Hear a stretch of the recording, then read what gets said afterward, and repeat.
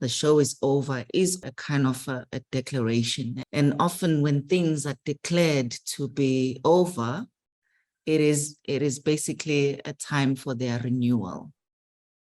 Where we are in society, of course, informed by where we come from and how we've been shaped and touched by histories, by historical events.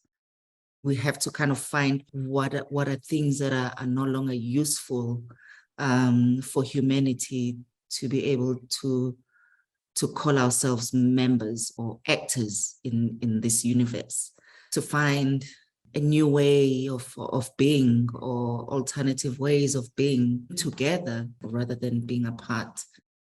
I'm always thinking about history in the present. I'm thinking about creative people who are thinking about these things and how they shape the present. So in a way, we're dealing with ghosts, you know, with things that continue to haunt. I would like to maybe think of the show is over, as also stripping away, removing layers, to use poetry to help give maybe form and solidity, or appearance, almost as a cloud or something.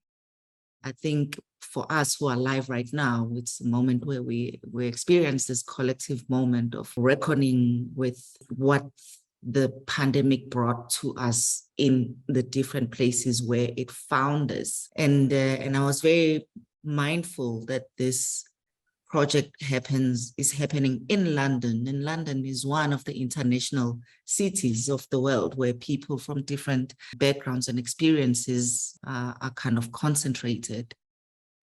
To think about, like, you know, these kind of different positions and different experiences within one city, and how we can, you know, best kind of bring people to articulate that come from their locality but speak to humanity. What we're going through, how society, how the world, you know, ecosystems, you know, maybe, you know, we as humans are the problem, you know, collectively, regardless of where we're from, you know, without pointing towards nationality, demographics. So I think that's how I would like to maybe think of the show. It was great that Oscar could feel the mood, also like kind of make connections with other things that were happening around the gallery space, especially the tree, an old tree being cut off, you know, and that gesture of marking that kind of violence that happened there. It is a beautiful show, but it also is a strong show. I really wanted it to be, you know, not necessarily to be heavy, but to be strong, and to be strong in its lightness, and, you know, in things that people can reflect upon, can, you know, smile upon, but also have that moment of like, oh, you know, it's almost like a slow bomb in a way, you know, something that just opens.